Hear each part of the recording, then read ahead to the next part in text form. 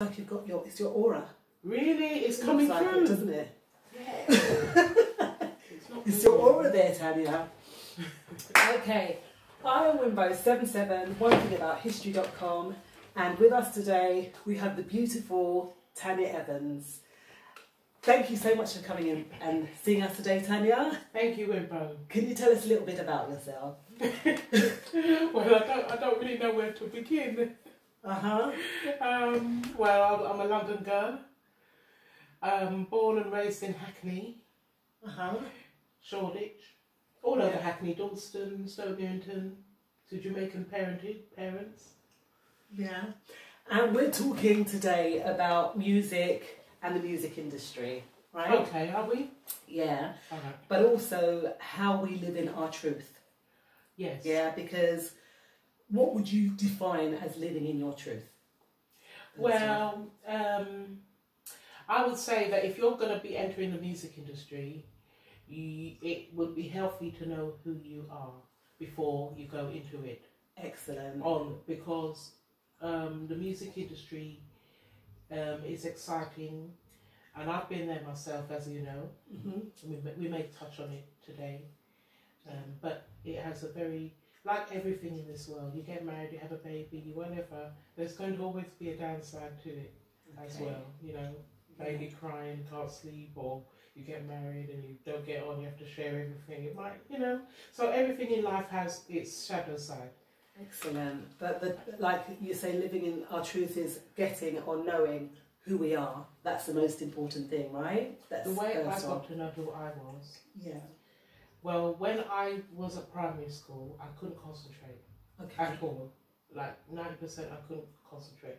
I tried, I knew something was wrong, but I just couldn't. I was not there. The school was concerned for me, and I had too many family problems at home. So from the age of primary school right through into secondary school, I couldn't concentrate much. My mind cleared when I became 11 years old because I started making my own friends and going to their house and creating a life for myself, basically. Going out with my friends and everything. It was just the beginning of me finding who I was. Excellent. As an adult or pre-adult. Yeah, and I know that even though you just touched on not having the concentration and your family background, that regardless of that, that you made a breakthrough with that, and that you went on to discover yourself even more. Yeah? I'm a very creative type of person, but I did have lots of blockages, and I still do have a few blockages actually. Okay. But I can function, and I know where I'm good at. I can kind of weave my way, and most of the blockages are gone, but not completely. Okay. And that because I still can't draw very well without copying something, and I know that that's a blockage because I'm a good drawer, and but the music's the opposite. I do the music so naturally, it just flows through me. But there are still blockages there, even though I do it like that. Yeah. There's still blockages there. And I can actually resonate with Tania, because I've had a blockage for a long time, and I've spoken to you on previous videos regarding this, regarding how I spoke into existence what I really wasn't, and even now I'm overcoming this, but still I understand totally when you speak about blockages, and you know, it's about working through it, and they'll eventually get cleared, right? Moving on from blockages, we know that you spoke to me earlier actually today regarding being ready for what's to come, being ready for fame, being ready for fortune.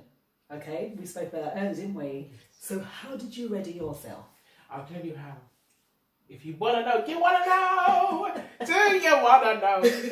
Well, I mean, it happened a long time ago now, half my life ago, in 1993, when I was 25 years old. Okay. And that, but 2 years before the breakthrough for me, I sensed very strongly that my life was changing, because I was very, very, very serious with my singing by then.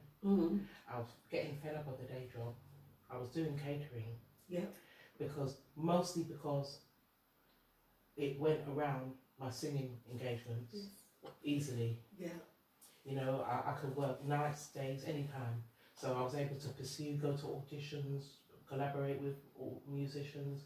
And at the time, I had made a concerted effort to do original music, not just covers.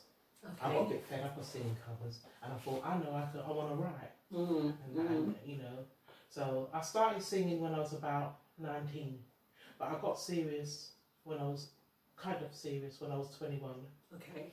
So I was with a band for about a year and a half, a good band, but they kept arguing all the time. So I learned a lot from that though. Okay. And what did you learn from that? They were a really good band, but they argued, they didn't get on. So they couldn't get on? No. And even no matter how much they tried, they just couldn't do it? I just asked the lead singer. The lead singer took me under her wing. She was so nice, and she even wanted me to sing some lead. And I didn't want to because she was the lead singer. Okay. She was the writer. She wrote all the material. Very talented. I was blown away by the level of talent. Yeah. You know, there's many layers to this, you know. Have you ever seen them on your travels then? Did you ever see them again? Yeah. I was with them. They were a lovely band, but I think they should have got rid of one or two of the arguing members personally. So they didn't pursue any further? Is that they couldn't. No, there was such a lack of harmony in the group. Okay. So I suggested to the lead singer, since we became such good friends, why don't you just go on your own or get rid of one of them and get someone else in? They did try, but the two arguers remained. And it just brought the band vibration down. So what that tells me is, if you're not working on the same vibration, then you know we either have to let ego go, ego go, or you know we're not going to succeed. So, and I think that ego is something that can be present in all of us. Yeah. So we've got to watch it like a clock. Yes. And when we see that ego rising up, it is no help to us. Ego doesn't help us. Ego it limits us. But once we can get over that hurdle, obviously you got over it because you thought, great band, absolutely fabulous, but thanks but no thanks. Is that? Yeah, it taught me not to be around too many people who are not too constructive. I mean, the band was so good. They had a few opportunities they were going years before I joined them. Okay. And then another girl came along. She wasn't the best singer, but she looked beautiful. Okay. And I think that's the right reason why they took her on. Yeah. And because she was beautiful looking. Wow. And I had attitude, I have to say. It took me a long time to realise that because I was not happy singing next to somebody who couldn't sing too well. Okay. Yeah. So I had attitude with her. I have to admit it. I recently apologised. So we're friends now then? We're not friends, but I was so annoyed. Okay. You know, that she was a nice person. She was all right. And we had fun. We had fun times. So anyway, there are many layers to this, as I said. So we did the talent show in 1990. Right. Yeah. They had a talent show for bands. Okay. And we did it. And did you win? No, we didn't win, but it's all recorded. If you look it up, you'll find it there somewhere. Before they met me, they had a manager who wanted to release them in Europe and all that. Okay. And because they couldn't get on, it just wasn't working. I used to say to the singer, why don't you just leave, or why don't you try and find a publishing company because you're such a wonderful writer and singer. Leave them behind, man. But she was too loyal. And that's it. So I'm going to pose a question then. Do you feel that loyalty can hold us back? I think sometimes it can. It can leave you empty-handed sometimes. I can't believe I'm hearing those words, but it can. Yeah. I think you've got to sometimes know when to not be too loyal. Yeah. And also, I think that loyalty, in some degrees, I'm not saying in every instance, that it makes you settle for just settling kind of thing, you know, because you don't want to hurt or upset anybody. And there was a question that I posed to my daughter, but that's for another podcast. Yeah, okay. So I agree. So moving on from then, we know that you've come and you've done lots of things now. So if you had, it's been a long road. Yeah, long journey. I would say it's been about 15, 20 years of working as a singer. Yeah, minimum. Yeah, and peaks and troughs as yeah, well. Yeah, in that industry, 15 to 25 years. Yeah.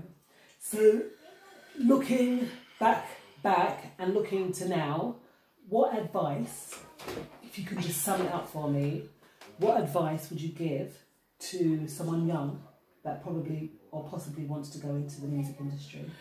Do your research. I did my research when I was younger, because we had no internet.